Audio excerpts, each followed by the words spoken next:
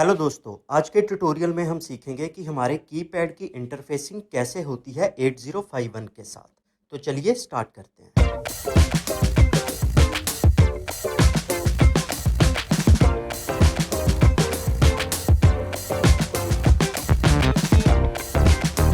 तो सबसे पहले हम कीपैड के बारे में जान लेते हैं कि कीपैड होता क्या है। तो बेसिकली जो कीपैड होता है वो हमारे पास टू टाइप्स के हम यूज़ करते हैं प्रोजेक्ट्स में, 4x3 और 4x4। तो आज हम जिसके बारे में जानेंगे वो है 4x4। बेसिकली जो हमारा कीपैड है वो स्विचेस ही होते हैं। स्विचेस को हमने जो है वो कनेक्शंस किए होते हैं in the form of row and columns. तो 4x4 में हमारे पास 4 रोज और 4 कॉलम्स होते हैं। तो अभी हम इसका जो प्रोटियस डिज़ाइन है वो देखते हैं कि कैसे बनेगा। तो प्रोटियस डिज़ाइन बनाने के लिए सबसे पहले हमने अपना प्रोटियस जो है वो ओपन कर लिया हुआ है। अब मैं अपने जो कंपोनेंट्स हैं उनको सिलेक्ट करूँगा। पहले हमारे पास माइक्रो कंट्रोलर ले लेंगे हम।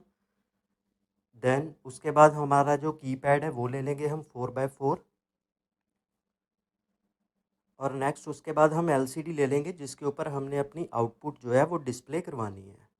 और इन सभी कंपोनेंट्स को मैं फिर प्लेस कर देता हूँ। तो प्रोटियस में हमारा जो कीपैड है वो कुछ इस तरह से दिखाई देता है हमें। तो पहले इसका थोड़ा सा सोर्स कोड के बारे में जानते हैं हम कि कैसे कैसे इसके जो कनेक्शंस हैं वो हम करेंगे। तो उसके लिए सबसे पहले मैंने अपना कील जो है वो ओपन कर लिया हुआ है और स्टेप्स जो हैं वो हेक्स फाइल क्रिएट करने के वो आप कर लेना, जो उसका लिंक आपको डिस्क्रिप्शन में मिल जाएगा। देन आफ्टर दैट हमने अपनी जो हेडर फाइल है उसको लगाया हुआ है सबसे पहले। उसके बाद हमारे पास जो एलसीडी की 3 पिन्स होती हैं, रजिस्टर, सेलेक्ट, रीड राइट और अनेबल, उनको मैंने डिफाइन कर दिया हुआ है अपने कंट्रोलर की पोर्ट 2 की 0, 1 और 2 पिन के साथ। तो पहले मैं इसका जो कनेक्शन है वो कर देता हूँ इन 3 पिन्स का। तो हमारी 4th, 5th और 6th पिन जो है वो हमारी पोर्ट 2 के साथ हम कनेक्ट कर देंगे, जो हमने डिफाइन किए थे अपनी प्रोग्रामिंग में। देन आफ्टर दैट हमारे पास जो कीपैड के 4 कॉलम्स और 4 रोज थी, मैंने उनको डिफाइन किया हुआ है हमारी पोर्ट 1 की पिंस के साथ।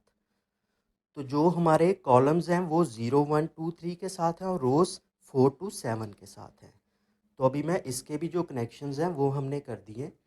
जो कॉलम्स थे हमारे वो पहले लगा दिए और उसके बाद हमारी जो रोज थी जो डिफाइन की थी हमने वो कनेक्ट कर दिए हुए हैं। देन दोस्तों इसके बाद हम फिर प्रोग्रामिंग के पार्ट पे चलते हैं।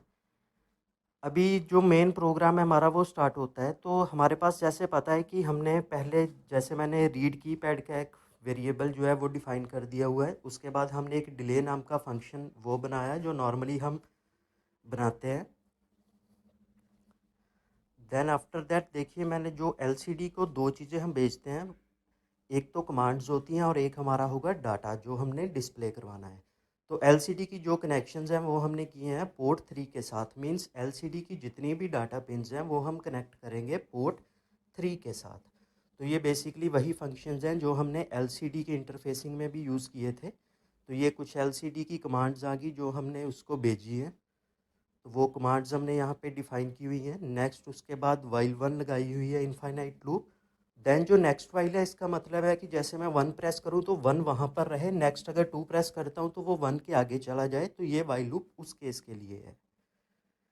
तो नेक्स्ट जो हमारे पास अभी मेन है कि हमारे पास केसेस कौन कौन से हैं। तो उससे पहले हम जो कनेक्शंस हैं पोर्ट 3 हमने जो डिफ़ाइन की थी एलसीडी को, वो कनेक्शंस हम कर देते हैं। तो ये कनेक्शंस हमारे कर दिए हुए हैं हमने पोर्ट 3 के साथ। सारी की सारी जो डाटा पिन्स हैं वो कनेक्ट कर दी हुई हैं। नेक्स्ट इसके जो केसेस होते हैं हम उनके बारे में देखते हैं। देखिए जो रोज़ हैं, सबसे पहले तो हमारी जितनी भी चारों की चारों रोज़ हैं मैंने सबको 1 डिफ़ाइन किया हुआ है। और जो C1 कॉलम है उसको मैंने 0 डिफ़ाइन किया हुआ है। यहाँ पर हम एक चीज़ का ध्यान रखेंगे कि बेसिकली कीपैड के जितने भी बटन्स हैं वो हमारे पास स्विच हैं। और कोई भी सर्किट तब कंप्लीट होगा जब उसके पास 1 और 0 मीन VCC और ग्राउंड दोनों होंगे। अब देखिए जितनी भी रोज़ हमने डिफ़ाइन की थी उन सब रोज़ को 1 जो है हमारी VCC वो हमें बाय डिफ़ॉल्ट जो डिफ़ाइन की थी वो हमें मिल रही है। लेकिन अभी जो कॉलम फर्स्ट है उसको हमने जो ज़ीरो डिफाइन की थी, उस वजह से जो हमारा पहला कॉलम है 741C, ये हमारा एग्जीक्यूट हो चुका है। मींस जिसको भी हम प्रेस करेंगे वही हमें आउटपुट में एज इट इज़ वो एलसीडी के ऊपर प्रिंट करवा देगा। तो ये हमारे पास फर्स्ट था कंडीशन कि हमने फर्स्ट कॉलम को जो है वो एक्टिवेट कर दिया हुआ है।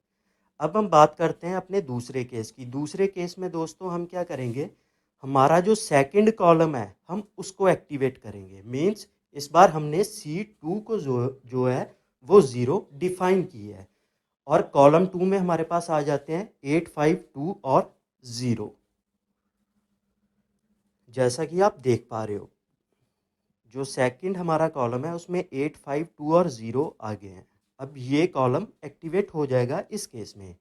इसी तरह अगर हम C3 को 0 देंगे तो थर्ड कॉलम एक्टिवेट होगा, अगर C4 को 0 देंगे तो फोर्थ कॉलम एक्टिवेट होगा।